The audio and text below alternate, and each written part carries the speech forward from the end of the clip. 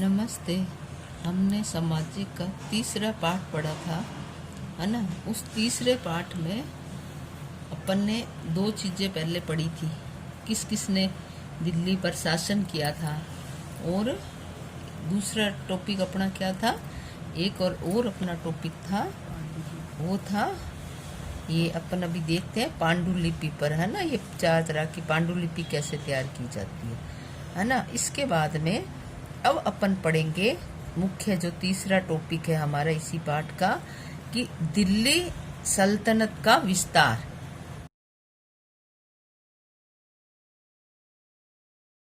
दिल्ली सल्तनत का विस्तार गैरिसन शहर से साम्राज्य तक। तो दिल्ली सल्तनत का विस्तार कैसे हुआ था, है ना, इस मानचित्र में दिया गया है।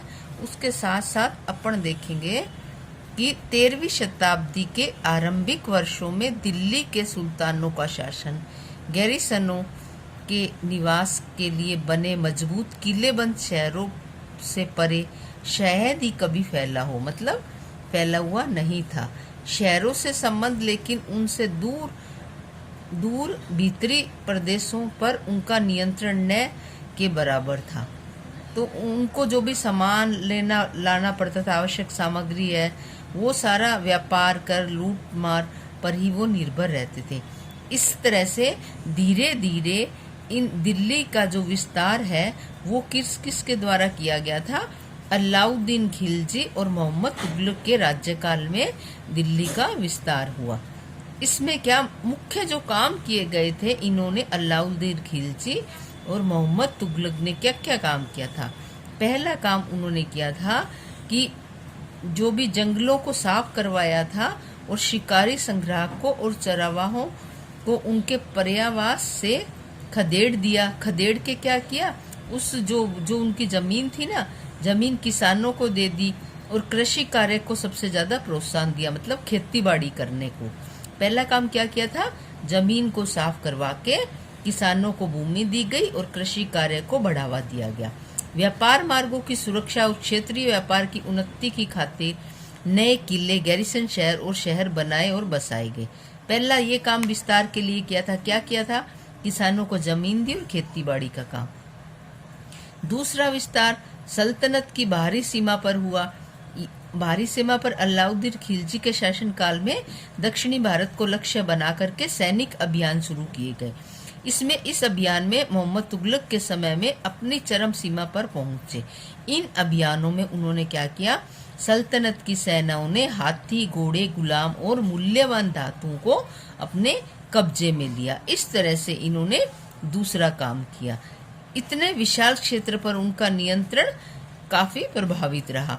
ये है अपना मानचित्र जिसमें बताया गया है अलाउद्दीन खिलजी का दक्षिण भारत अभियान में किस तरह से था। ये देखो, ये मानचित्र है अपना।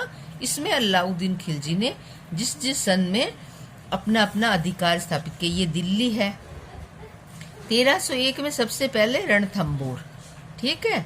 उसके बाद में 1303 में चित्तौड़, फिर उसके बाद में 1299 में गुजरात, और फिर ये मोन्डू 1305 में, देवगिरी। उसके बाद में ये पहले 1296 में इस पर आक्रमण किया था उन्होंने। इस तरह से धीरे धीरे ये सारे क्षेत्र पर दक्षिणी भारत पर अलाउद्दीन खिलजी ने अपना कब्जा स्थापित कर लिया था, ठीक है। ये थे दिल्ली के सुल्तान। इसके बाद में 12वीं शताब्दी में आप देखिए जिन जिन मस्जिदों का निर्माण हुआ था उस पर अपन देखते हैं, ठीक है। ये देखो, पहली मस्जिद ये रही, ठीक है। मस्जिद होती क्या है पहले अपन समझ लेते हैं। अपनी इस किताब में 4-5 इस चैप्टर में मस्जिद दी गई है।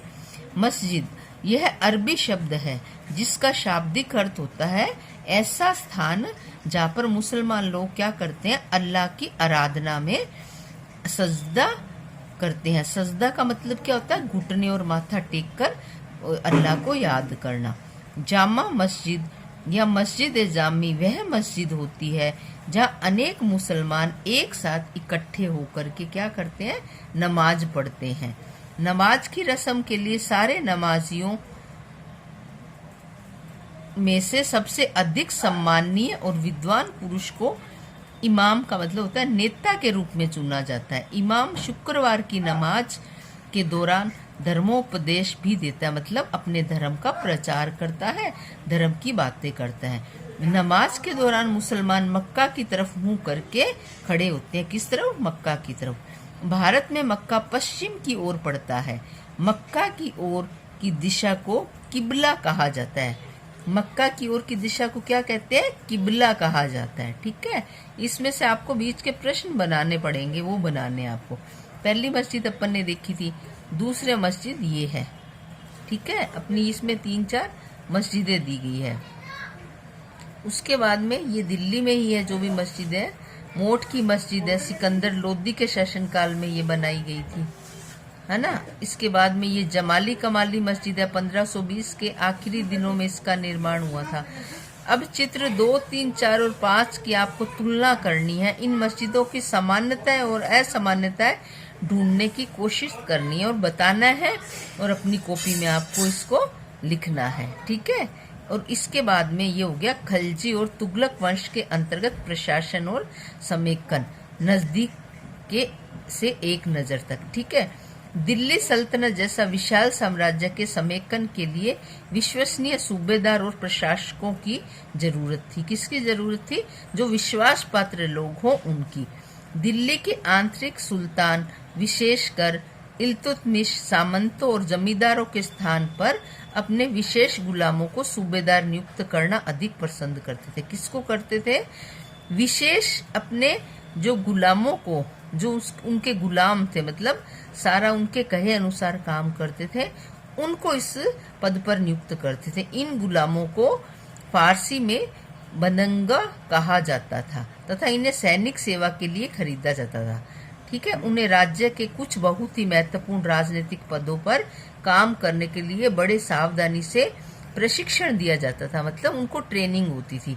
वे चूंकि पूरी तरह अपने मालिक पर निर्भर होते थे, इसलिए सुल्तान भी विश्वास करके उन पर निर्भर हो सकता था। ठीक है, अब ये दिल्ली के सुल्तान। ठीक, अब अपना ये चैप्टर क्या हो गया?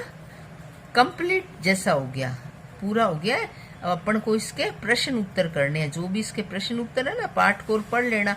इसके महत्वपूर्ण पाठ की अपन ने चर्चा कर चुके हैं, है ना, चर्चा कर चुके हैं ना। अब आपको क्या करना है? इसके क्वेश्चन आंसर देखने हैं, और ये अंतर इसमें लिखा हुआ है वो सारा आपको करना है। ठीक है, अब आप इसमें से ढूंढ लेना आपको। ये देखो, ये क्वेश्चन आंसर है इसमें। ठीक है, ये फिर से याद करें, दिल्ली में पहले किसकी राजधानी स्थापित हुई थी? दिल्ली के सुल्तानों के शासनकाल में प्रशासन की भाषा क्या थी?